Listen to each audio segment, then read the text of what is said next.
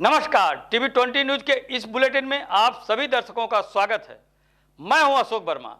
देश व प्रदेश की तमाम खबरें देखने के बने रहिए हमारे साथ। अब नजर डालते हैं खबरों की तरफ। तो एक खबर आजमगढ़ से है, जहां उप लोकसभा चुनाव 2022 के बाद अब 2024 चुनाव में समाजवादी पार्टी के प्रत्याशी धर्मेंद्र यादव आजमगढ़ संसदीय सीट से टिकट मिलने के बाद पहली बार आजमगढ़ पहुंचे, जहां वह जिले में 3 दिवसीय दौरे पर रहेंगे। इस दौरान पार्टी के नेताओं और कार्यकर्ताओं ने जगह जगह उनका स्वागत किया।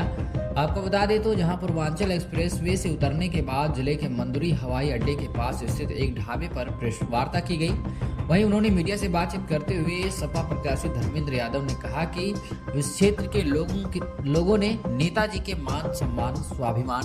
समाजवादी विचारधारा, पार्टी की सोच को जो ताकत दी है, ऐसी सरजमी की सेवा का अवसर राष्ट्रीय अध्यक्ष ने दिया है। मैं उनकी उम्मीद पूरा करने का हर संभव प्रयास करूंगा। वहीं उन्होंने कहा कि आजमगढ़ की तरक्की और विकास का समाजवादियों के साथ जो इतिहास जुड़ा हुआ है, नेताजी ने आजमगढ़ को विकास और तरक्की के रास्ते पर ले जाने की शुरुआत की थी। मैं यह फक्र से कह सकता हूं कि आजमगढ़ की विकास की हर ईंट पर नेताजी और अखिलेश यादव जी का योगदान है। उन्होंने कहा कि राष्ट्रीय अध्यक्ष अखिलेश यादव के पीडीए और इंडिया गठबंधन के फार्मूले के आधार पर एनडीए को हराने का जो फार्मूला है, इस फार्मूले पर चलकर आजमगढ़ की जनता, जहां अक्सर समाजवादियों को एक तरफा समर्थन देती है, जहां 10 विधायक हैं। लोकसभा के उपचुनाव में मुझे शाह आलम और गुड्डू जमाली की वजह से हार मिली थी, लेकिन इस बार भी वो हमारे साथ आ गए हैं। आजमगढ़ ही नहीं बल्कि लालगंज सीट पर भी समाजवादी पार्टी एक तरफा जीत करेगी। क्या कुछ कहा है मीडिया से बातचीत करते हुए धर्मेंद्र यादव, आजमगढ़ लोकसभा प्रत्याशी ने, आप सुनिए। सबसे पहले आजमगढ़ की क्रांतिकारी समाजवादी सरजमी को नमन करता हूं। यहाँ की माटी को अपने माथे पर चंदन के रूप में लगाकर इस क्षेत्र के लोगों को जो लगातार श्रद्धेय नेताजी के मान सम्मान, स्वाभिमान, समाजवादी विचारधारा, पार्टी की सोच को जो ताकत दी है आजमगढ़ के लोगों ने, ऐसी शानदार सरजमी की सेवा का मुझे अवसर दिया राष्ट्रीय अध्यक्ष जी ने। यहाँ के क्षेत्र के हमारे पार्टी के पदाधिकारियों ने, नेताओं ने, मैं सभी को अपनी ओर से आभार व्यक्त करता हूँ, धन्यवाद देता हूँ और ये यकीन और भरोसा दिलाता हूँ कि जिस उम्मीद और विश्वास के साथ राष्ट्रीय अध्यक्ष जी ने ये फैसला लिया, हमारे स्थानीय नेताओं ने ये फैसला लिया, मैं सभी की उम्मीदों को पूरा करने का हर संभव प्रयास करूंगा, ये मैं भरोसा दिलाता हूं। आजमगढ़ का जो तरक्की, खुशहाली और विकास का समाजवादियों के साथ जो इतिहास जुड़ा हुआ है, श्रद्धेय नेताजी ने आजमगढ़ को न केवल विकास और तरक्की के रास्ते पर ले जाने की शुरुआत की थी, बल्कि मैं आज फख्र के साथ इस बात को कह सकता हूं, आजमगढ़ की विकास की एक एक ईंट पर या तो श्रद्धेय नेताजी का या माननीय अखिलेश यादव जी का नाम लिखा हुआ है।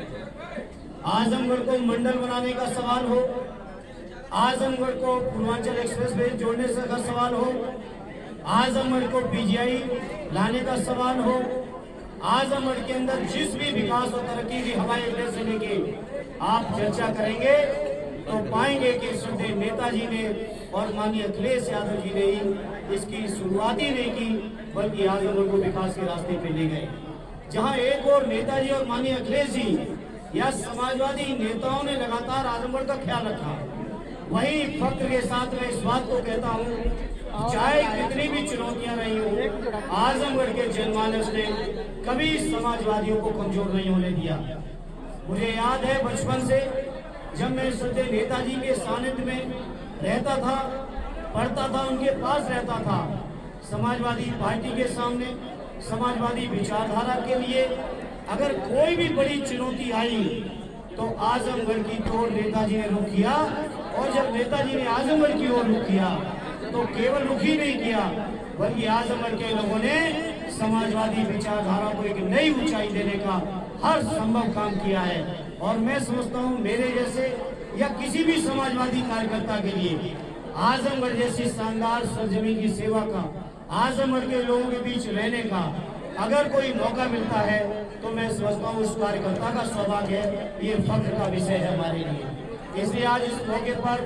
जहाँ स्वर्गीय राम बच्चन जी, स्वर्गीय चंजीत जी, स्वर्गीय रामनरेश जी से लेके सत्य नेताजी ने इस क्षेत्र के लोगों की सेवा की हो, आदरणीय राष्ट्रीय अध्यक्ष जी के मान सम्मान को जिस क्षेत्र के लोगों ने बढ़ाया हो, ऐसे अपने क्षेत्र के लोगों के बीच मैं भरोसा और यकीन दिलाता हूँ आप सबके माध्यम से, मीडिया के लोगों, आपके माध्यम से, कि आजमगढ़ के लोगों आपकी तरक्की और आपकी खुशहाली में हम अपनी ओर से कोई कोर कसर नहीं रखेंगे। एक अलग बात जो आजमगढ़ में है, जो हो सकता है कुछ जिलों में ना हो, वो एक अलग तेवर है। आजमगढ़ के लोग हमेशा क्रांतिकारी राजनीति का काम किए हैं। आजमगढ़ के लोगों ने हमेशा अन्याय अत्याचार को अस्वीकार किया है और उस अन्याय अत्याचार के खिलाफ अगर जंग की कहीं शुरुआत होती है तो ये आजमगढ़ की ही सरजमी है, जहाँ पूर्वांचल के प्रवेश द्वार के तौर पे आजमगढ़ को माना जाता है। उसी आजमगढ़ के लोगों के बीच आज मुझे फख्र है कि पार्टी ने मुझ पर एक बार फिर यकीन भरोसा करके भेजा है और मैं पार्टी को और आजमगढ़ के जनमानस को अपनी ओर से आश्वस्त करता हूं कि उनकी हर उम्मीद को पूरा करने का अपनी ओर से हर संभव प्रयास करूंगा। बीजेपी सांसद निरहुआ लगातार